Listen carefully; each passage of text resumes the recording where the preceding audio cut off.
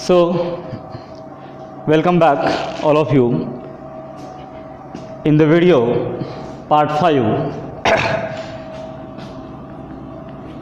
video part 5, that is fifth part from the halogen derivative chapter. Okay, so I hope everybody understood yesterday's syllabus, whatever we have covered in our video. Now in this part we will study some new concept. Okay, and that new concept is very emerging and very important exam point of view. And as far as the understanding is concerned, this topic is very important. Okay, now what is the title of the topic? Optical activity or optical isomerism found in the halogen derivative. Now optical isomerism means what? Everybody see here. Before that, you must know about the isomerism. Isomerism means what? Isomers are the pair of the compound having same molecular formula. Okay, having same molecular formula, but their structural arrangement is very different, or simply it is different. That type of couple, that type of examples are called isomers. Okay, so there are various type of isomers, or you can say there is a classification of isomerism.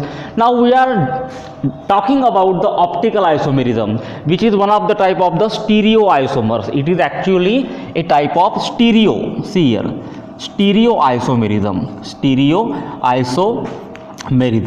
Okay, so stereo isomerism basically are of two types. In that, number one, geometrical isomerism, and number two, there is a optical. Okay, it is the optical isomerism. Now out of that we will not study this right now, we will go for the optical isomerism. So what happened to that optical isomerism? Let us study one by one. Okay, now here what happened? Here there is a concept of, first I will give the topics. Here there is a concept of optical activity. See here, optical activity, where we will study which molecules are optically active or which molecules are optically inactive. Number two, chiral carbon atom, or simply chiral atom, which is also called as asymmetric carbon atom. Okay, after that isomers, let us see isomers. In that we will study enantiomers. Okay, enantiomers, which will be also known as enantiomorphs. Okay, so these are the topics which we have to cover right now. Now what is my optically active substance? Before that we have to study some terms, definitions, so that we will understand this thing very properly. Okay, so what happened? Everybody see here. For example, we take the example of 2-chlorobutane. See here, 2-chlorobutane. Okay, this is the introduction. I will back to the point very shortly.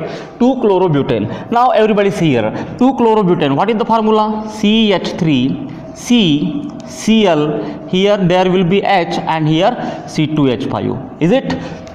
I have written this in composite format. This is the 2-chlorobutane. Now what happened? Everybody see here. This is the carbon atom, which is also called as the asymmetric carbon atom or chiral carbon atom. Why? Because all the four groups attached to this carbon atom are different. They are not same. Such a type of carbon atom is called as chiral carbon atom. Such a type of carbon is called as the chiral carbon atom. Okay. Now let us write there, in terms of structure. So it will become like this. See here, CH3C. Okay, after that here there will be Cl, here there will be C2H5, and here there will be a hydrogen. Okay, so this is your what? 2-chlorobutane. Okay, now if I put here mirror, okay, if I place mirror in front of this molecule, I will get the mirror image. Okay, mirror image will be like this. See here, CH3. You can imagine what kind of figure will be there after placing the mirror. Okay, here there will be Cl. Okay, here there will be C2H5. After that, here there will be H. So we get another. So it is number 1 2-chlorobutane and it is number 2 chlorobutane. First 2-chlorobutane, second chlorobutane. Now according to this isomerism, see here, according to this isomerism, we got 2 isomer, number 1 and number 2. And in this way, by having this mirror image, they have produced 2 non-superimposable, see here, non-superimposable mirror image. This is very important word, non-superimposable mirror image. And such a type of non-superimposable mirror images are nothing but the enantiomers. They are what? They are the enantiomers, or you can say enantiomorphs. Okay. Now see here, these are the optical isomers. Actually number 1 and number 2 are the enantiomers. Why? Because they have produced non-superimposable mirror image. Non-superimposable mirror image means what? See here, just imagine if you pick up this formula, if you pick up this structure and if you place them here. Okay, so after placing, what will happen? The same atom will not occupy over one another. The same atom will not occupy over one another. For example, if I lift up this structure and I place it here, what will happen? This Cl will be occupied on H. Yes or no? So what happened? They will not match together, and that's why such a type of mirror images are called as the non-superimposable mirror image.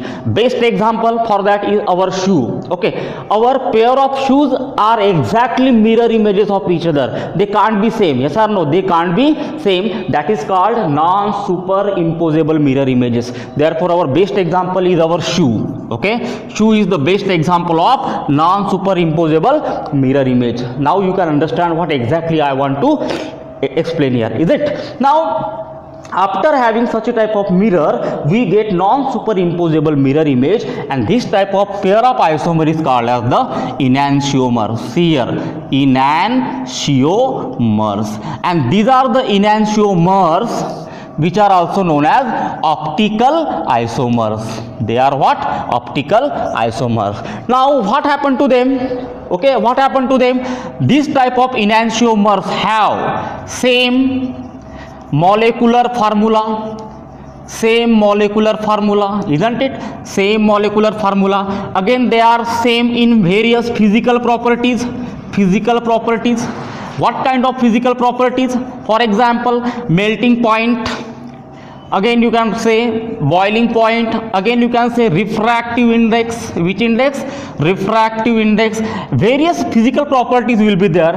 Again we can say their chemical properties also will be same. So these are the features, characteristics of the enantiomers or enantiomorphs. Okay, again remember, enantiomers are also known as optical isomers. They are also known as optical isomers. Now in your syllabus there is a topic, optical activity among halogen derivative. So what type of questions can be asked? Here definition can be asked, isn't it?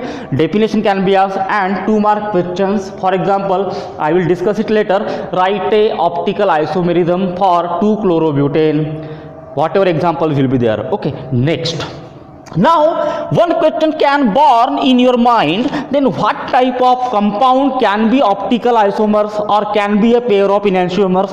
So listen carefully. The compound which do contain asymmetric carbon atom or chiral carbon atom, both are same. Okay, so this asterisk carbon atom is said to be a chiral carbon atom.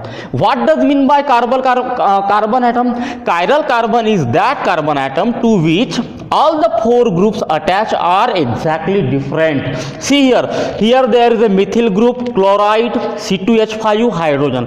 All these groups are different which are attached to this carbon atom. Such a type of carbon atom is called as the chiral carbon atom, and the compound in which such a carbon atom is available, that is called a chiral compound or asymmetric compound.